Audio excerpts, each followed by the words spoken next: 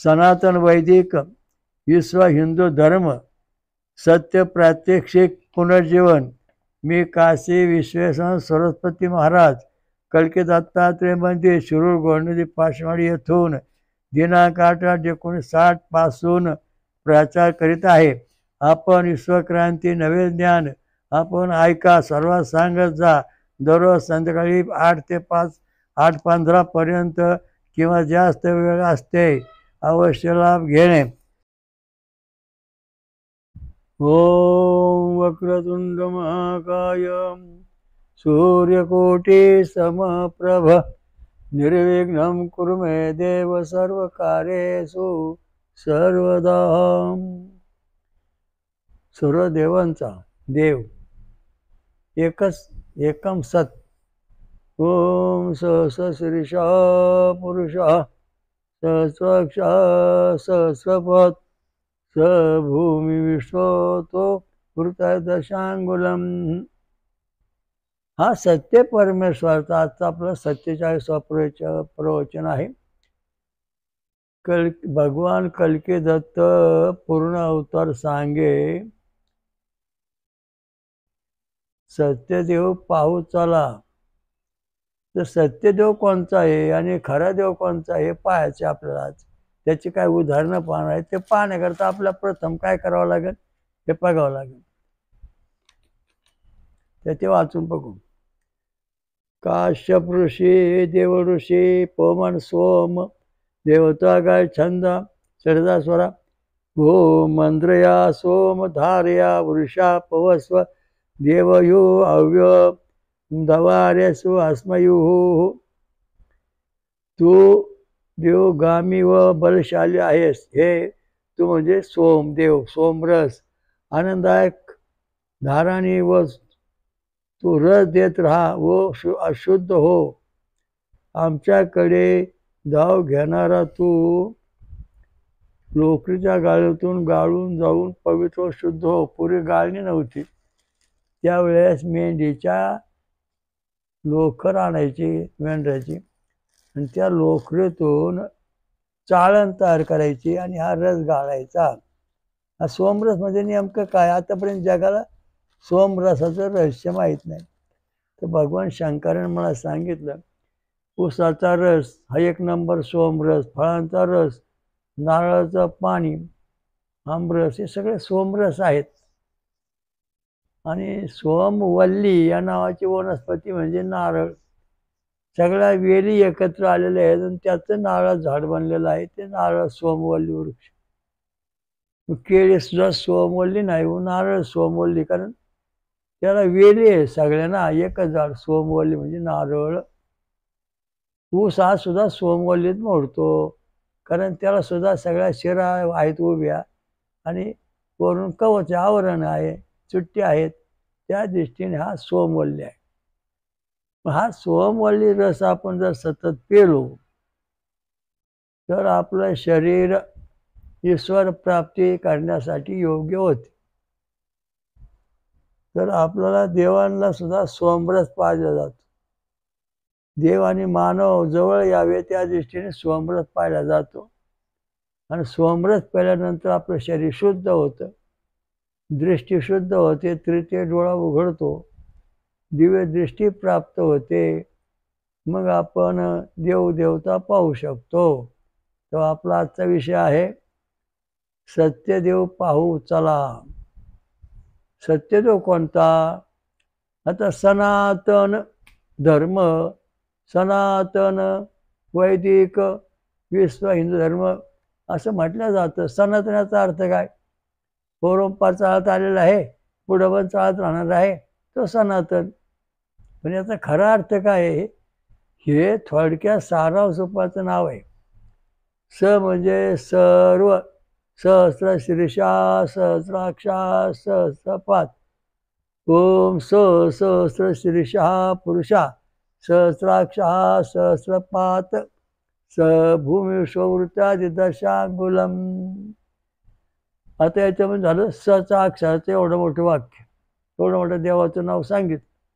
आता पुढं न एवंच नारायण हा नारायण म्हणजे मुख्य परमेश्वर श्रीवत्सवक्षा पद्म धारण ज्याने केलंय तो देव. तना म्हणजे सगुण एवम तना सगुण स्वरूप म्हणजे तन म्हणजे शरीर, दिव्य शरीर धारण केलेलं आहे निर्गुण निराकार परमेश्वराने. तो सनातन हा देव आणि त्याचं नाव सनातन. हा सनातन धर्म म्हणजे सगळे देव, ज्या देवा एका देवाला मानतात, पूर्ण ब्रह्म, सहस्र शीर्षा पुरुषा, सहस्राक्षा, सहस्रपात, सबूर्धा दशांगुल हा हा हा देव याला मानतात. आणि हा त्यामुळं हा सनातन धर्म आहे. ह्या देवाचा कधी नाश होत नाही, हा कधी जन्माला येत नाही, हा कधी मरत नाही. आणि याच्याचा आधार सगळं जे येतं जातं येतं जातं. ज्याप्रमाणे पिंपळा पाला फुटतो, पानं फुटतात, त्याला फळ येतात, गळून पडतो, पुन्हा पाला फुटतो, पुन्हा गळून पडतो, असं म्हणा. तशा प्रकारचा हा जो परमात्मा आहे याच्यापासून सतत देव सर्व जग निर्माण होत असतं आणि सर्व जग पुन्हा जवळ जातं. हा जो परमात्मा आहे, सत्य देव पाहू चला, हा सत्य देव आहे. आणि तो पाहायचा कसा हा प्रश्न पडला. एकदा काय झालं, इंद्रदेवांनी काय ठरवलं, मग आता विष्णू गेले म्हणे पाताळात फिरायला गेले, स्वर्गात कुठेतरी. आता आपण लक्ष्मणा फसू. मग लक्ष्मणा फसू म्हणजे आपण आता विष्णू स्वरूप धारण करू. त्याने विष्णू स्वरूप धारण केलं. नंतर त्याने छातीवर आपले कृत्रिम पावलं धारण केली, वचवत भूषण कृत्रिम तयार केली आणि आला लक्ष्मीकडे. म्हणला मी विष्णू आहे, माझा स्वीकार कर, मला ह्या वरच्या गादीवर शेषनागाच्या बसू दे. लक्ष्मी म्हणली तुम्ही विष्णू आहे ना, मग तुम्ही विष्णू आहे तुम्ही मला विश्वरूप दाखवा, विश्वरूप दाखवा. इंद्राला ते दाखवता आलं नाही. हा देवांचा राजा असून सुद्धा. म्हणजे हा जो परमात्मा आहे त्याची नक्कल कोणीही करू शकत नाही आणि कोणालाही ते करता येत नाही. म्हणून हा परमात्मा, हा जो परमात्मा आहे सत्य, इंद्राला जमलं नाही. लक्ष्मण त्याची परीक्षा घेतली. इंद्राला सांगितलं दाखवा विश्वरूप. इंद्र विश्वरूप दाखवायचा हा समर्थ ठरला. मग सांगेल लक्ष्मी तू इंद्र आहेस, विष्णू नाहीस. का तर तुझं जे मूळ स्वरूप आहे विष्णूचे ते तुझ्यात नाही. इथे सत्य परीक्षा झालेली आहे. त्याच्या अगोदर समुद्र मंथन झालं तेव्हा समुद्रातून 14 रत्न निघाली, लक्ष्मी निघाली आणि अमृत निघालं, मद्य निघालं. त्यावेळेस महालक्ष्मी प्रगट झाल्याबरोबर ब्रह्मदेवाने तिचं स्वयंवर करायचं ठरवलं. ह्या लक्ष्मीला पती करून द्यायचा. मग सगळे राक्षस बसले, सर्व देवलोक बसले आणि लक्ष्मीने आड घातली की जो मला विश्वरूप दाखविल त्याच्या गळ्यात मी माळ घालीन. काय लोकांनी छातीला आपलं कौल लावलं, गण लावून चिन्ह तयार केलं पादुका पावलांचं. विष्णू स्वरूप बोलावण्याकरता सगळ्या राक्षस 60 कोटी राक्षसांच्या पुढे लक्ष्मी फिरली, पण त्यांना कुठल्याही राक्षसाला विश्वरूप दाखवता आलं नाही. मग 33 कोटी देवांच्या पुढं लक्ष्मी फिरली हातात माळ घेऊन, कुठल्याही देवांना विष्णूचं स्वरूप दाखवता आलं नाही. आणि मग सरशेवटला भगवान विष्णू त्या स्वयंवराच्या मंडपात प्रवेश केला तर लक्ष्मी पुढे गेली. हा राक्षस आहे का देव आहे याची परीक्षा घ्यायची, त्याच्याशिवाय याला माळ घालायची नाही. मग सांगितलं मी तुम्हाला माळ घालणार आहे, पण तुम्ही खरे विष्णू असला तर विश्वरूप दाखवा. ओम सहस्र शीर्षा पुरुषा सहस्राक्षा सहस्रपास वृत्ता दशांगुलम. विश्वरूप दाखवा. भगवान विष्णूने आपलं दिव्य स्वरूप दाखवलं, मंगलमय दिव्य स्वरूप.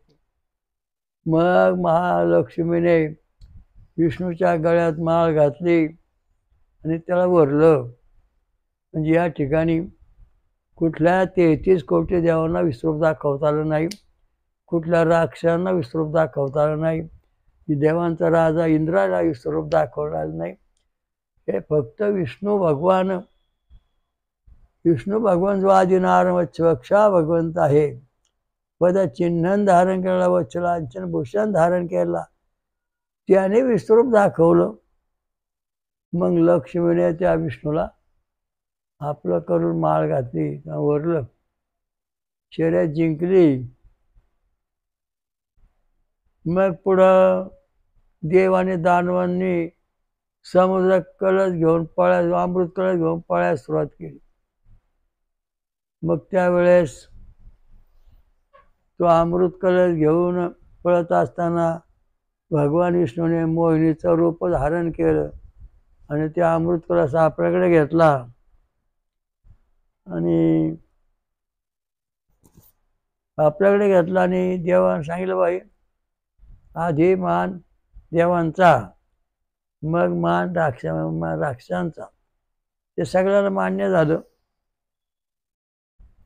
मग 33 कोटी देवांना मोहिनीने अमृत दिलं आणि राक्षसांना मदिरा दिली. मग देवांची आणि राक्षसांची लढाई सुरू झाली. रावचं शिर उडवलं.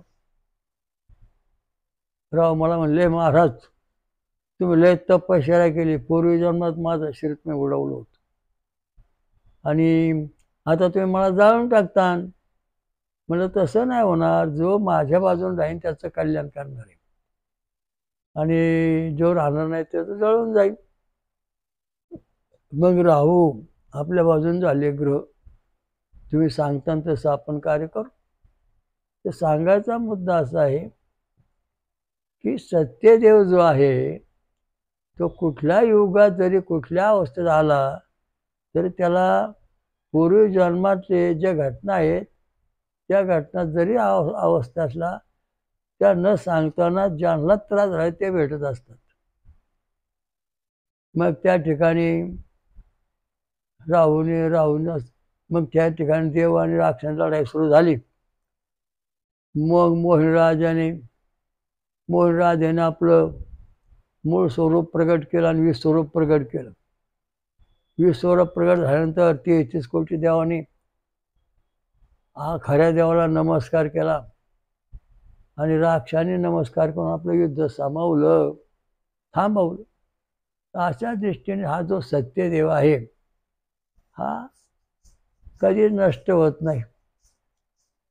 आता तू वडाचं झाडाचं बिया, मी म्हणला मी बाजूचं बी घेऊन आला एक जण आणि वडाचं बी घेऊन एक जण आला. तो म्हणला ह्या बियामध्ये वडाचा वृक्ष आहे. तेव्हा देव म्हणले, ऋषी लोक म्हणले, ह्या झाडामध्ये वडा, ह्या बियामध्ये वडा आहे. मग ऋषी लोकांनी ते 88,000 ऋषींनी ठरवलं, म्हणजे तुमच्या दोघांचं म्हणणं करण्याकरता तुमच्या दोघांचं बी लावा. मग त्या एकाने बाजरीचं बी लावलं आणि एकाने लावलं वडाचं बी. कालांतराने ते बाजरी उगवली तर आली कणस, वडात झाड उगवलं ते वडाचं वृक्ष विश्वरूप झालं. म्हणजे कुठली गोष्ट आपण करताना कोणालाही देव म्हणून चालत नाही.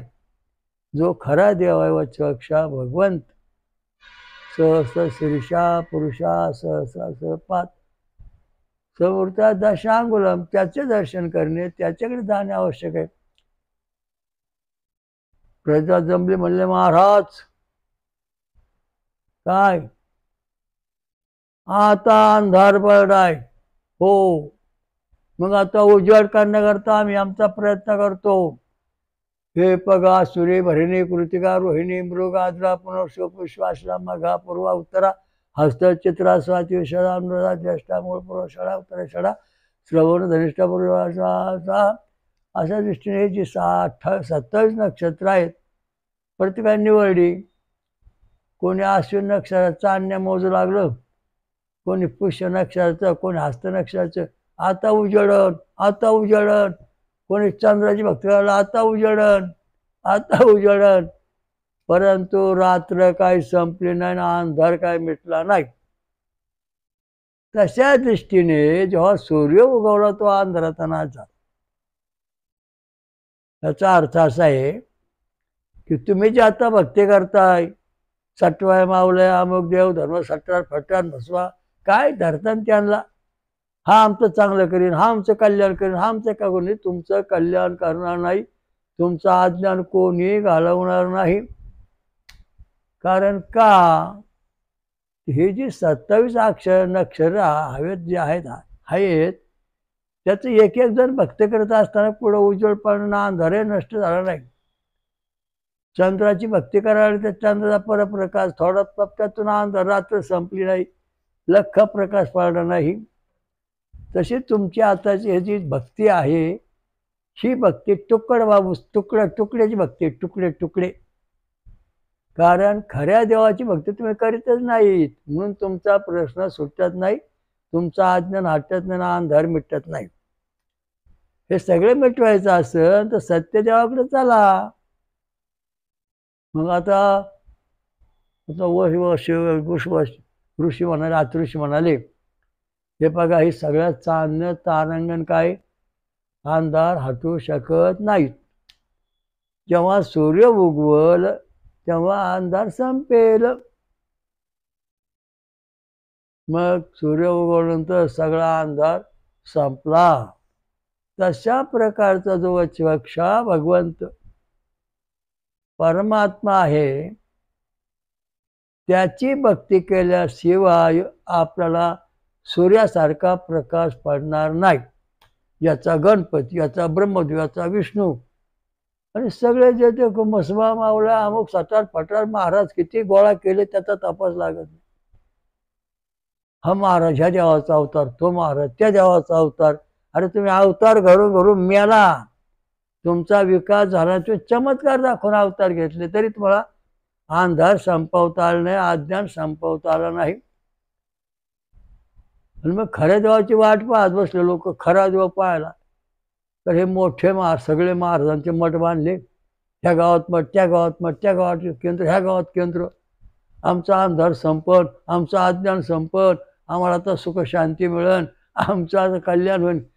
काही होणार नाही. कारण का ह्या हजारो चांदणी आकाशात उगवलेल्या आहेत त्यांच्यामुळं रात्र संपत नाही. तसे तुम्ही कोट्यावधी महाराज, 33 कोटी देव आणि अनेक राक्षस किंवा अनेक तुमचे चेडे गोटी असतील, हे अंधार संपू शकत नाहीत. जेव्हा सूर्य उगवतो तेव्हा अंधार संपतो. तशा प्रकारचे हे तुमचे जे सगळे देवधर्म तुम्ही चालवले आहेत त्या सर्व देवधर्मांत तुम्हाला सगळ्यांना घेऊन तुम्ही सत्यदेवाकडे चला. सत्यदेव म्हणजे शीर्षः पुरुषः, ज्याला हजारो शिरा आहेत, हजारो डोळे आहेत, हजारो कान आहेत, हजारो मुख आहेत आणि हजारो हात आहेत, अनंत पाय आहेत, अनंत शरीराचा विस्तार आहे. असा जो मूळ देव आहे तो देव उगवल्याशिवाय अंधार नष्ट होत नाही. कारण ते ज्ञान पक्क होत नाही. मग आता अंश अवतार, पूर्ण अंश अवतार, आवेश अवतार, नंतर क्रोध अवतार, नंतर तुमचा नंतर बलिष्ठ अवतार, असे निम्या प्रकारच्या अवतारांची नावं दिलेली आहेत. हा अंश अवतार, हा कला अवतार, हा क्रोध अवतार, आवेश अवतार, म्हणजे असे अयोग अवतार, असे प्रत्येक आणि प्रत्येक आपले समाधान मांडलं आकाशातल्या चांदण्यासारखं. ह्या मावशीकडे पळवतो, पळा पळा पळा, हवी चांदणी उगवली, आता उजेड आला, पळा पळा पळा, चांदणी शुक्राची आली, आता अंधार संपन, पळा पळा, आता शनी उगवला, आता अंधार संपन. कोणी अंधार संपू शकत नाही. एकटाच परमात्मा आहे सूर्य, तो जेव्हा उजेड उगवतो तेव्हा अंधार संपतो. तसा वच्छवक्षा भगवंत वच्छलांछन चिन्ह धारण करणार जो आहे, त्रिनिपदा विचक्रमे विष्णू गोपादा व्यातो धर्मधार्यन. ज्या भगवंताने 3 पावलं जग व्यापलं आणि ज्याने आपल्या छातीवर 3 पावलं धारण केलेले आहेत, 3 पावलं, नंदिकेश्वराचं पाऊल, भृगुश्री पाऊल, वत्सदेवाचं पाऊल, हे 3 पावलं ज्याने धारण केलेले आहेत. आणि जो सहस्र शीर्षा पुरुष आहे, तो भगवंत प्रगट झाल्यानंतर जगाचं कल्याण होतं. आपला भारत स्वतंत्र कशामुळे झाला? हा भगवंत पृथ्वी कुठेतरी आला असला पाहिजे, म्हणून भारत स्वतंत्र झाला. अज्ञान अंधारकार संपला. म्हणजे तुम्ही जी भक्ती करताय ती कशी करताय?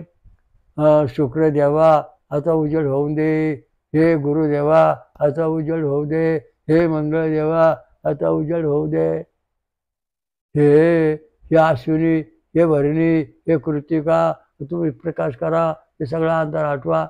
कोणी हटवू शकत नाही. तसे तुमचे महाराज सगळे जे अवतार म्हणून घेतात, यांच्या ज्याने कुठला अंधार संपणार नाही, तुम्हाला आयुष्यात सुख मिळणार नाही. सत्यदेव हे त्याच्याकडे चला. तो सत्यदेव कोण? श्रीवत्सवक्षा भगवान श्रीराम. श्रीरामाने आपलं सहस्र शीर्षा पुरुष ही अवस्था कोणाला दाखवली? हनुमंताला दाखवली. भगवान कृष्णाने, तोच पुढे आला भगवान कृष्णाचा अवतार. भगवान कृष्णाने ही अवस्था कोणाला दाखवली? अर्जुनाला दाखवली. ओम सहस्र शीर्षा पुरुषा. मग तो पुढं हीच पूर्ण अवस्था कोणाला दाखवली? नरसिंह सरस्वतीने त्रिविक्रम भारताला दाखवली हीच अवस्था. मग तीच अवस्था पुन्हा कल्की दत्त महाराज ही अवस्था हजारो लोकांना दाखवली. सहस्र शीर्षा सहस्र. अनेक लोकांनी देवान दर्शन झालं. अमृत मंथने स्वर्ग अमृत मंथने कल्की दत्त महाराज मंदिर शिरूर घोरदे पाषाण इथे अजून होत आहे. तर हा जो पूर्ण अवतार आहे, त्याची भक्ती आपण केली पाहिजे, तेव्हा आपल्या जीवनात सगळे प्रश्न सुटतील. त्यांच्या मुखातून जी वाक्य बाहेर आलेत, भगवद्गीता, तीच भगवद्गीता म्हणजे ज्ञानेश्वरी, तीच भगवद्गीता ज्ञानेश्वरी म्हणजे महाकल्केश्वरी. ह्यांचे हे जे भगवंताचे 2 आवाज आहेत ते आपण ऐकू. सर्व धर्मम परित्यज्यम माम एकम शरणव्रजम. भगवान कृष्ण म्हणाले. मग तुम्ही काय म्हणले? ए सर्व धर्म त्याग करा, मला एकट्याला शरण या, मी तुमचं कल्याण करतो. हे तुमचं वाक्य, भगवंताच्या मुखातलं जे वाक्य आहे हे तुमचं वाक्य आहे. बघा, ओम सर्व धर्मम परित्यज्यम मामेकम शरणव्रजम अहम त्वां सर्वमोक्षामि शुचः.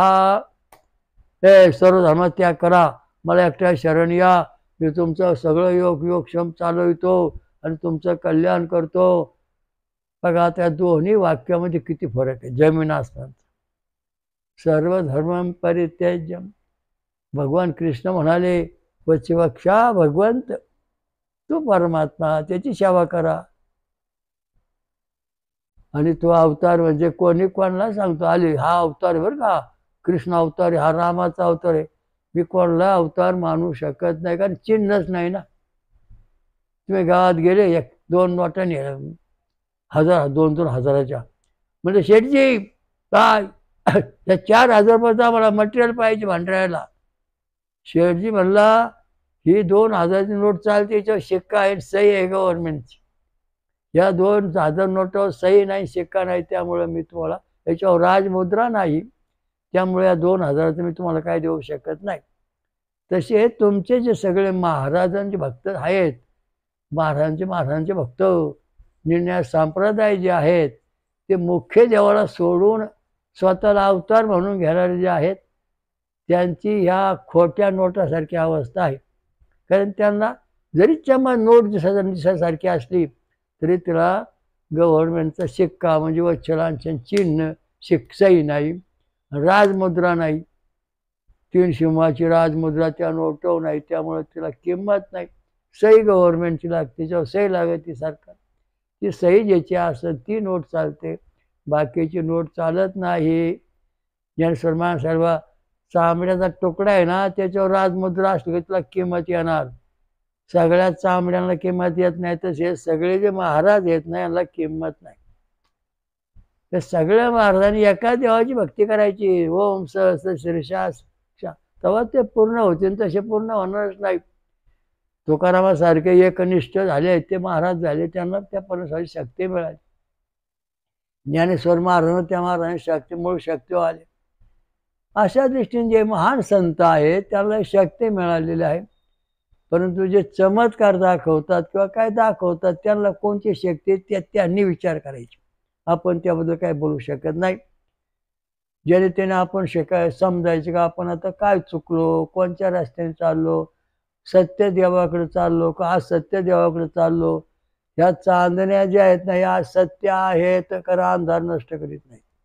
आणि सूर्य आहे ना सत्य आहे, तो अंधार नष्ट करतो. म्हणून श्रीराम आहे ना हा सत्य देव आहे. पण सगळे जे काही राम आहे नामासारखे नाटकं करण्यात ते राम नाहीत, कारण त्यांना शिक्का नाही. राम प्रभूच्या छातीवरती भृगुष चिन्ह होत. कृष्णाच्या छातीवर नंदकेश्वराचं चिन्ह पिवळ्या रंगात सोनेरी रंगात होत. आणि कल्की दत्त भगवान छातीवरती आपली मूर्ती आहे, त्या मूर्तीवर 3 चिन्ह आहेत. नंदकेश्वर, भृगुभूषण, वत्सदेव. असा जर कोणी पुढे जन्माला आला असेल तर ती व्यक्ती परमेश्वर आहे. बाकीनं आपण परमेश्वर मानायला तयार नाही. हा सत्यदेव आहे. 2-4 चमत्कार दाखवलं का बांधलं मंदिर त्या महाराजांचं. 2-4 चमत्कार दाखवलं का झाली दिंडीत महाराजांचा. तर सत्यदेव जो आहे तो देव जो आहे त्या देवाची भक्ती करा, तेव्हा तुमचा अज्ञान हटन, अंधार हटन. तुमचे किती जन्म झाले, तुमच्या आईवडिला किती अनु, जे सारे संस्कार तुमच्यात आहेत ते संस्कार या चांदण्या नष्ट करणार नाहीत.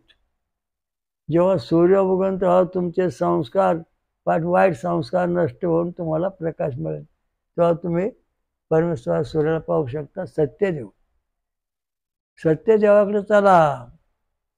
आणि बाकी देव आहे ते कोणी आवेश अवतार, कोणी कला अवतार, कोणी योग अवतार, अशी निर्णय नावं त्यांना दिलेली आहेत. आहेत भगवंताचे अंशच आहेत. म्हणजे कसे, हे 2000 रुपयाची नोट, ही 500ची, ही 100ची, 1 रुपया, सगळ्यावर शिक्के आहेत. परंतु त्यांची किंमत कमी आहे. मच्छे, कच्छे, वराह, नरसिंह, वामन, परशुराम, राम कृष्ण, राम कृष्ण, बौद्ध, कल्की दत्त महाराज. याचं शास्त्र असं आहे की हे जे अवतार मानले जातात किंवा परमेश्वर जो आहे हिंदू धर्मातला सनातन, तो जसा तसा आपल्या घरी आलेला आहे. आंबा कुठं होता? महाराष्ट्रात. कोकणात होता, महाराष्ट्रात होता. तो आंबा जसाची तसा लावला आला पाहिजे. त्याच्यावर जी चिन्ह आहे ती जशी तशी, त्याची रसगोळी जशी तशी पाहिजे. तो अवतार झाला. बाकीच्यांना अवतार म्हणता येत नाही. जरी तुम्ही म्हणत असला तर तुम्हाला तो अंधार आठवू शकत नाही. कोंबड्यान, बकरं हे काय अवतार आहेत का? हे भूतियान मार्ग आहे. वरण भात आमटी हे पितृयान मार्ग आहे. फळं दूध पिणे हा देवयान मार्ग आहे. फळाचा रस पिऊन, हवा पिऊन आणि हा ब्रह्मयान मार्ग आहे. ह्या सगळ्या गोष्टी ज्या आहेत त्या गोष्टी आपण कल्केश्वरी म्हणजे मस्त पद्धतशीर लिहिले आहेत. अभ्यास करा. होईन तेव्हा होईन, ते छापायला अजून पुष्कळ वेळ आहे. तर सांगायचा मुद्दा असा आहे की सत्यदेव शोधण्याकरता आणि सत्यदेवापासून आपला काय फायदा? अहो सत्यदेव आहे, मग या सत्यदेवापासून आपला काय अंश आला आपल्याकडं? भगवान शंकरला विचारलं पार्वतीने, हा सहस्र शीर्षा सहस्राक्ष तो पुरुष हा जो परमात्मा आहे याच्यापासून पृथ्वीवर ह्या आपल्याला काय मिळालं जगामध्ये? तर भगवान शंकर भगवान म्हणाले पार्वतीला अकारस्य ब्रह्मा उकारस्य विष्णू मकारस्य रुद्रः मार्धमात्राश प्रकाशनादः. म्हणजे नाद म्हणजे घटाच्या. आता याच्यामध्ये देव प्रगट झाले. ह्या भगवान परमात्मापासून त्यांची वंशावळ खाली आली. मग ब्रह्मदेवापासून गणपती स्वरूप झालं. विष्णूपासून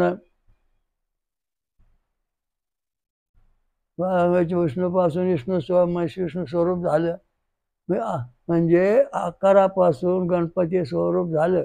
उकारापासून विष्णू स्वरूप आलं. मकरापासून शिवस्वरूप आलं. आरमापासून सूर्य स्वरूप आलं. आणि मग हा सूर्य पुढं हे जे स्वरूप आली ही पुढं आली कशी गणपती, मग विष्णू, मग शिव आणि सूर्य आला. मग हा गणपती जो आहे मग त्याने मानूरूपात काय नाव घेतलं? प्रद्युम्न. मग विष्णू नाव घेतलं वासुदेव. आणि एक गटाचं नाव जो होता शंकर भगवान झाले संकर्षण. आणि बी गटाला सूर्यनारायण होता तो झाला अनिरुद्ध. आणि मग मानव प्रद्युम्न झाला मानव ये बी रक्तगट. वासुदेव झाला वो रक्तगट मानवात. नंतर संकर्षणाचा मानवामध्ये ये रक्तगट तयार झाला. आणि मग अनिरुद्धाचा मानवामध्ये बी रक्तगट झाला. म्हणजे अशा दृष्टीने परमेश्वराची ही सगळी वंश परंपरा आपल्या प्रत्येक जगातल्या मानवामध्ये आहे. मग आता हा जो मूळ परमेश्वर आहे सहस्र शीर्षा सहस्राक्षा, त्याचे आपण सगळे अंशावतार आहोत. आणि मग ह्या अंशावतारातून आपला पूर्ण व्हायचे म्हणून आपण ह्या सत्यदेवाची भक्ती केली पाहिजे. तेव्हा हजारो चांदण्या अंधार आटू शकत नाही. फक्त सूर्यप्रहांधार आटतो. सर्वोच्चपेक्षा भगवंत हा जो परमात्मा आहे तो जगाचं अज्ञान घालवतो आणि सगळ्यांना ज्ञान देतो. तो जगात जिथून असेल तिथून त्या लहरी प्रत्येकाला मिळतात. प्रत्येक माणसं धर्माला लागतात, धर्माचं कार्य करतात. तर अशा दृष्टीने सगळं कार्य चालतं. सत्यदेव पाहू चला. मग सत्यदेव कोण? ओम सहस्र शीर्षा पुरुषा सहस्राक्षा सहस्रपात स भूमी विष्णूचा दशांगुलम. आता वडा दशांगुली उरला. हा सगळं जग व्यापून वडा झाड बोल मोठं झालं आणि ते वडाचं सगळं वडाचं वृक्ष बियामध्ये आलं. तशा दृष्टीनं हा परमात्मा जो आहे ते मूळ स्वरूप आहे वच्छपेक्षा भगवंत. अनुसूया मातेच्या घरी 3 दिवस भिक्षा मागायला आले. मग तुळशींना नमस्कार करून त्यांच्यावर पाणी शिपलं. 3 दिवस बाळा झाली आणि पाण्यात झोपवली. 3 देवी आले नारद म्हणजे सांगायला, म्हणजे ओळखून घ्या तुमचे पती कोण आहेत. कोणाला काय ओळखू आहे ना कोणता पती कोण नाही. म्हणजे अनुसूया माते तू आमच्या पतींच्या चिन्ह सांग, चिन्ह दाखव यांचे शरीरावर, मग ते आम्ही ओळखू. हा वच्छलांछन चिन्ह धारण करणार म्हणजे हा विष्णू आहे. मग लक्ष्मीला दिला. हा निळकंठ हा पार्वतीला दिला शंकर भगवान. त्याच्या हातात पद्म आहे म्हणजे हा ब्रह्मदेव आहे. हा सावित्रीला देऊन टाकला. म्हणजे पद्म पाणी पद्म वृक्ष पद्म जे हातात कमळ आहे तो ब्रह्मदेवाचा अंश आहे. ज्याच्या छातीवर वच्छलांछन चिन्ह आहे तो परमात्मा आहे. ज्याचा कंठ निळकंठ आहे तो शंकराचा अवतार आहे. म्हणजे हे सगळे हे जे आले जे सहस्र शीर्षा पुरुषा तिन्ही देवा एका परमेश्वराने ही सगळी आपल्या अवस्था खाली दाखवलेली आहे. आणि मग हे तिन्ही देवामध्ये सत्यदेव पाहायचा तुम्हाला तर तुम्हाला सगळे महाराज जे आहेत जगामध्ये ज्यांचे मठ आहेत आश्रम आहेत त्या ठिकाणी तुम्हाला आता भक्ती करताना अशी करावं लागेल सगळ्यांची. तेव्हा सगळ्या जगाला सुख शांती मिळेल. आता आपण गणपती भक्ती करतोय. ओम सहस्र शीर्षा पुरुषा सहस्राक्षा सहस्रपाद त्या दशांगुलम भूमेकदंता विद्महे वक्रतुंडाय धीमहि तन्नो दंती प्रयत. म्हणजे या ठिकाणी जो मूळ परमेश्वर आहे तो गणपती मार्फत आपल्याला संपूर्ण ऐश्वर्य ते मिळू शकते.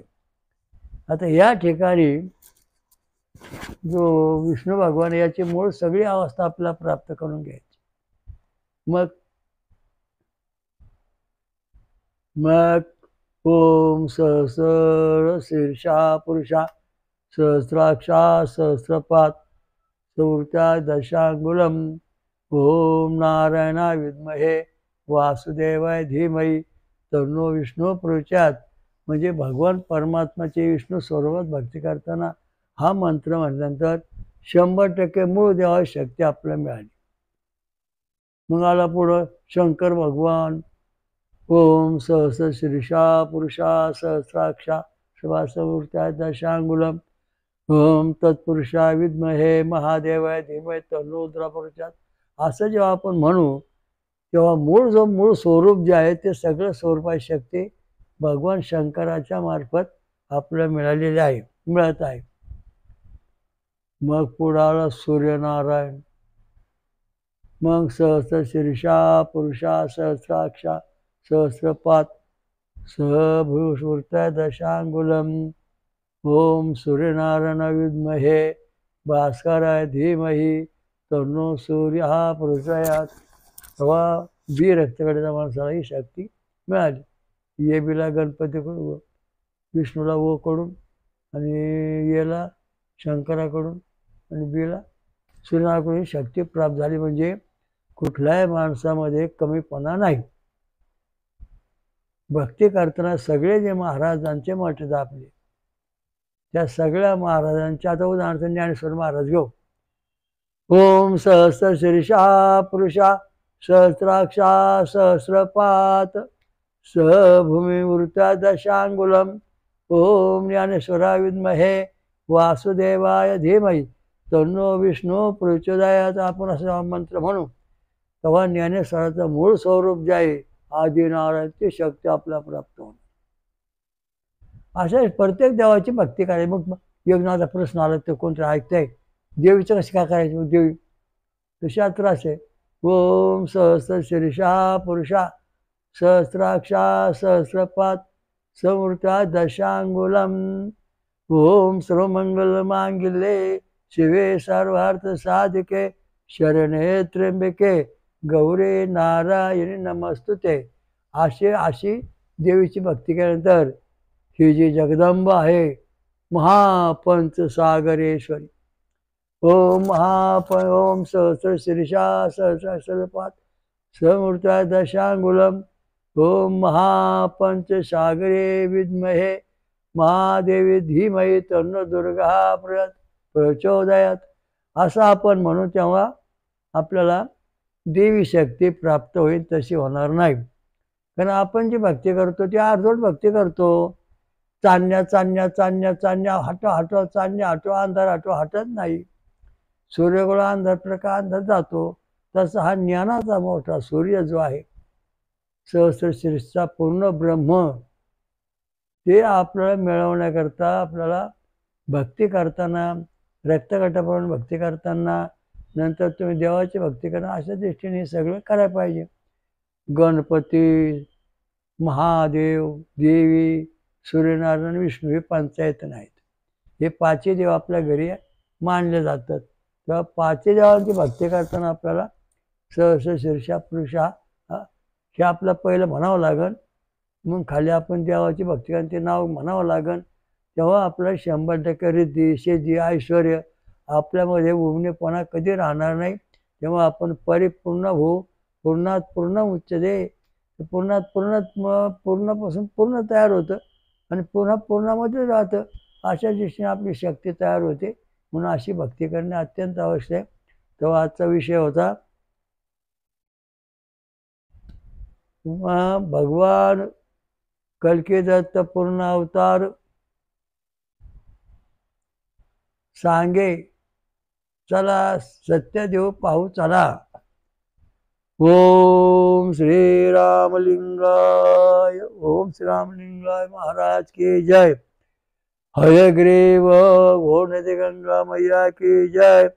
ओम सहस्रशास्त्र समूर्ता दशांगुलम स्वयंभू विश्वराज श्रीराम कलकत्ता महाराज के जय। स्वयंभू पाच जगामध्ये आणि महाराष्ट्रात पाचवं महाशक्तीपीठ स्वयंभू निर्माण करणारी महापंचसागरेश्वरी महादुर्गा माता की जय। शनीश्वर महाराज के जय। गुरु हनुमंत की जय। श्री गुरुदेव दत्त। हरि ओम तत्सत। ओम शांति शांति।